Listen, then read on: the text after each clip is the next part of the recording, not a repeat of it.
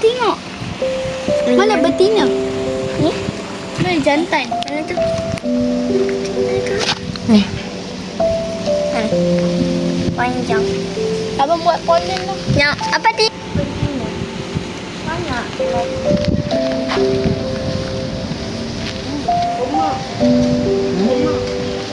Okra. Ni okra.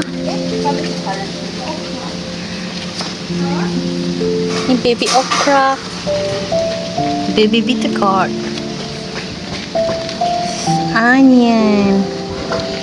This is wild daisy.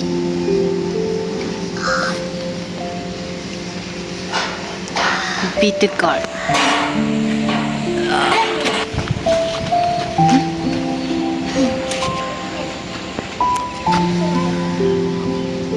Ulam Raja. And suddenly tiba-tiba ada ni mung bean. Kata hijau ais krim ada ke? Oh. Ni I nak buat batas untuk apa? Untuk cucumber. Ni aku mami. A lot of sunflower. Mung bean. Ada mung bean. Jangan jumpa punya patung. Yeah. This is our morning glory. Haha, dia dah nak bermain sekejap dah. Yes. And there's a lot of sunflowers. Mana teddy bear? Sesat tiba-tiba ada ni. Mana? Teddy bear. So many sunflowers here. Tu pokok apa? Mana ni? Ha. Mung bean. You tanam tu.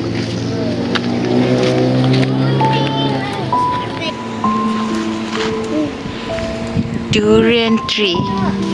This is IOI durian. It's going to be rain.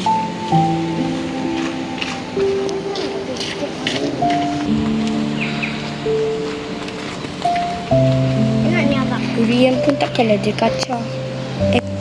Cakang. Tu daun dia lah. Sengit bengit. More bitter gourd. Mau ditekut. We have a lot of it. Apa? Apa tu? Peria.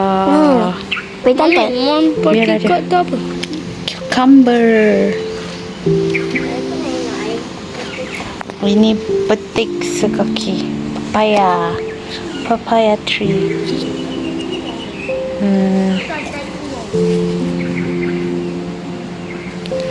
Teddy bear sunflower.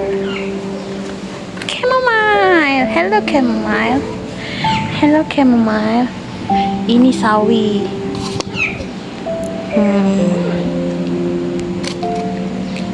Ulam Raja.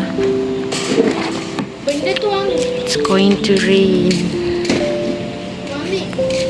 Hmm? Yang ni mami ingat. Yang besar ni?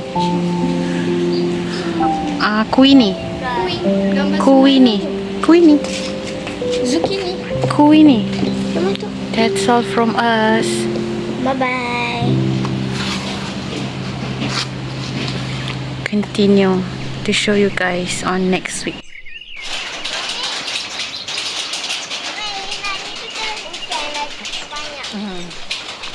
See, it's raining.